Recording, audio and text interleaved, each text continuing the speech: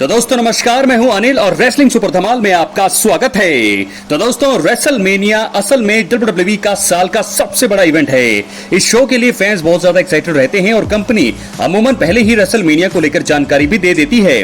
और लेकिन अब बताया जा रहा है कि न्यू ऑरलांस में होने वाला रेसलमेनिया 42 अब कैंसिल हो चुका है। दूसरी जगह का ऐलान बहुत जल्दी हो सकता है। तो दोस्तों तमाम जानकारी के लिए डब्ल्यूडब्ल्यूई से जुड़ी हुई हर एक अपडेट के लिए चैनल को सब्सक्राइब करें। सब्सक्राइब करने के बाद ऑल पर क्लिक करें, क्योंकि यहाँ पर आपको हर प्रकार की रेसलिंग जगत से जुड़ी हुई तमाम जानकारी मिलती है। दोस्तों आपको बताते हैं कुछ महीनों पहले ही द रॉक ने डब्ल्यूडब्ल्यूई में वापसी करके ऐलान किया था कि रेसलमेनिया 42 का आयोजन न्यू ऑरलांस में 11 और 12 अप्रैल 2026 को होगा। हालांकि अब प्लान में बदलाव हो चुका है। रेसलनोमिक्स की हालिया रिपोर्ट के मुताबिक अब रेसलमेनिया 42 को न्यू ऑरलांस से हटा दिया गया है। अभी नई लोकेशन के बारे में पता नहीं चला है, लेकिन greater New Orleans Sports Foundation ने बताया है कि रेसलमेनिया का आयोजन भविष्य में उनके शहर में होगा, लेकिन 2026 में नहीं। UFC 318 का आयोजन भी जुलाई 2025 में न्यू ऑरलांस में होगा। इसके अलावा कंपनी ने जो है money in the bank 2026 event को भी वहां के लिए प्लान किया था। अब पूरी जानकारी लेकिन अभी नहीं आई है, लेकिन आपको बता दें कि Greater New Orleans Sports Foundation ने अपनी आधिकारिक स्टेटमेंट में कहा, Greater New Orleans Sports Foundation, New Orleans और कंपनी मिलकर TKO में हमारे दोस्तों के साथ करीब से काम कर रहे हैं, जिससे एक लंबी पार्टनरशिप बनी रहे। इसमें 19 जुलाई 2025 को होने वाला 2026 दोस्तों होना था 2026 को होने वाला UFC 318 2026 में मनी इन द बैंक और रेसलमेनिया शामिल है, जिसे 2026 से आगे बढ़कर भविष्य के लिए शेड्यूल किया गया है। दोस्तों आपको बता दें WWE ने अभी तक ऑफिशियल तौर पर स्टेटमेंट जारी नहीं की है। हालांकि आने वाले हफ्तों में इसे लेकर अपडेट सामने आ सकता है। 2014 में रेसलमेनिया 30 का आयोजन जो है न्यू ऑरलांस में हुआ था, जहां डेनियल ब्रायन ने अपनी स्टोरी खत्म की। उन्होंने रैंडी ऑर्टन और बटिस्टा को हराकर वर्ल्ड हेवीवेट चैंपियनशिप पर कब्जा किया था। हालांकि इसी शो में अंडरटेकर की अनफिटेड स्ट्रीक का अंत ब्रॉक लेसनर ने किया। 4 सालों के बाद WWE ने रेसलमेनिया 34 का आयोजन वहां पर दोबारा किया। इस शो में ब्रॉन लेसनर और एजे स्टाइल्स ने अपने वर्ल्ड चैंपियनशिप को रिटेन किया।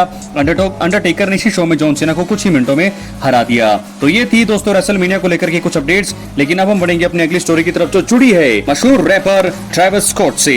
WWE में 2025 में ट्रेविस स्कॉट ने कई अलग अलग मौकों पर अपीयरेंस दी। वो रॉ के नेटफ्लिक्स डेब्यू शो का हिस्सा थे। उसके बाद उन्होंने एलिमिनेशन चेंबर 2025 और रेसलमेनिया 41 में भी अहम किरदार निभाया।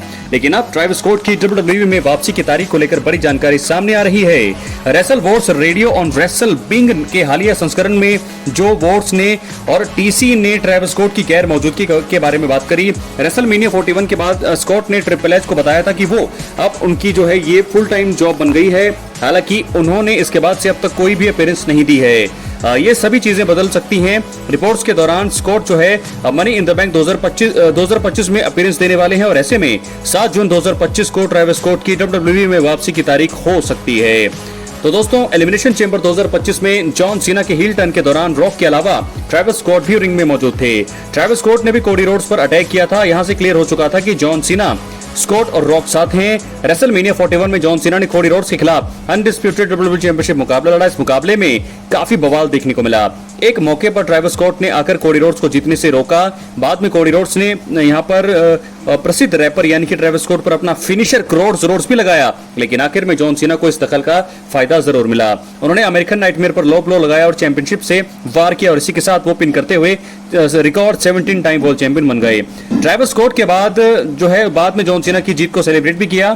खैर ट्रेविस स्कॉट को अब दोबारा टीवी पर देखना एक शानदार चीज होगी। जॉन सीना अभी हील के रूप में काम कर रहे हैं और ट्रेविस स्कॉट उनसे जुड़ी किसी स्टोरी का हिस्सा बन सकते हैं और ये भी संभावना है कि ट्रेविस स्कॉट का इंट्रिंग डेब्यू हो सकता है। इसकी संभावना दोस्तों ज्यादा है, क्योंकि ये भी बताया जा रहा है कि बहुत जल्दी टैग टीम मैच देखने को मिल सकता है। शायद मनी इन द बैंक में भी ये चीज देखने को मिले। जॉन सीना एक टैग टीम के रूप में काम करे ट्रेविस स्कॉट के साथ और शायद उनके सामने कोडी रोड्स हों और रैंडी ऑर्टन। ये मुझे लगता है कि ये चीजें हो सकती है। अपनी राय कमेंट बॉक्स में जरूर। अब हम बढ़ेंगे अपनी अगली कहानी, अगली स्टोरी की तरफ, जो जुड़ी है गोल्डबर्ग से।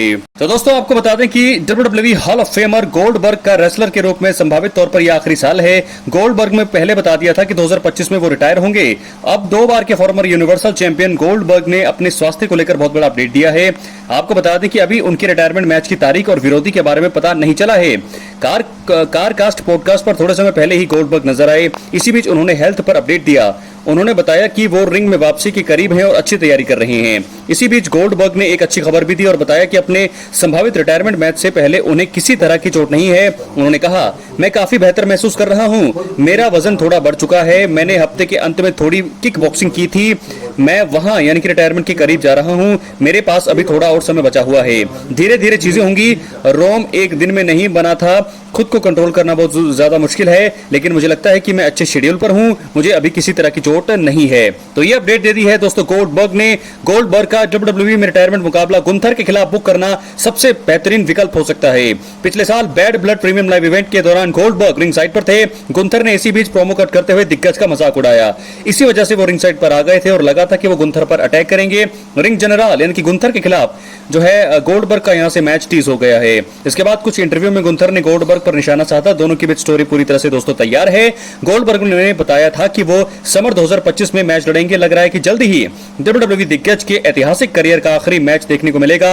अगर ये गुंथर के अलावा किसी अन्य सुपरस्टार के खिलाफ आता है तो जरूर हैरानी वाली बात होगी। तो दोस्तों क्या है आपकी राय, अपनी राय कमेंट बॉक्स में जरूर दें। और अब आखिर में हम बात करने वाले हैं जॉन सीना और R-Truth के बीच जो स्टोरी चली है अब तक उसके बारे में। फिलहाल आपको बता दें सैटरडेज नाइट मेन इवेंट में इनका एक मुकाबला होगा अनडिस्प्यूटेड टाइटल के लिए। R-Truth को बहुत ही बड़ा मौका यहां पर मिलने वाला है। तो यहां पर क्या R-Truth करेंगे पूरी दुनिया को हैरान, बहुत सारी बातें कही जा रही है।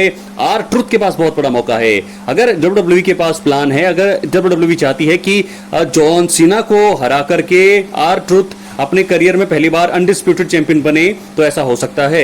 लेकिन फिलहाल दोस्तों बड़ी बात यह है कि R-Truth एक तरह से एक मजाकिया सुपरस्टार हैं, ज्यादा वो फाइट नहीं करते हैं, एंटरटेनमेंट करने के लिए WWE ने उन्हें रखा हुआ है। तो ऐसे में जरूर ये मुकाबला टफ तो होगा, लेकिन मुझे लगता है कि आखिर में जो ये बातें चल रही हैं कि R-Truth जरूर जो है शॉक कर देंगे, दुनिया को हैरान कर देंगे और वो चैंपियन बन जाएंगे और जॉन सीना को हरा देंगे। लेकिन मुझे लगता है कि ऐसा नहीं होने वाला। जॉन सीना की जीत कंफर्म है, निश्चित है, क्योंकि अगर ऐसा होगा तो फिर ये जॉन सीना के करियर पर एक बहुत बड़ा सदमा होगा और मुझे लगता है कि उनका जो रिटायरमेंट टूर चल रहा है बहुत ही खराब हो जाएगा यहां से, क्योंकि आगे जो उनके मुकाबले जो टीज किए जा रहे हैं CM पंक के साथ, कोडी रोड्स के साथ दोबारा हो सकता है, रोमन रेंज के साथ हो सकता है, ब्रॉन ब्रेकर, सेथ रॉलिंस और भी बड़े बड़े सुपरस्टार हैं, उनके खिलाफ उनका मुकाबला जो टीज किया जा रहा है पूरी तरह से बर्बाद होगा। गुंथर के साथ उनका मुकाबला हो सकता है। तो ऐसे में देखना होगा कि इस मुकाबले को सिर्फ ये बात होनी चाहिए दोस्तों इस मुकाबले को लेकर के कि जॉन सीना जो है इस मुकाबले को कितनी जल्दी खत्म करते हैं, R-Truth कितना इंपैक्ट डाल पाते हैं और साथ के साथ फिनिशर कैसा होगा इस मैच का।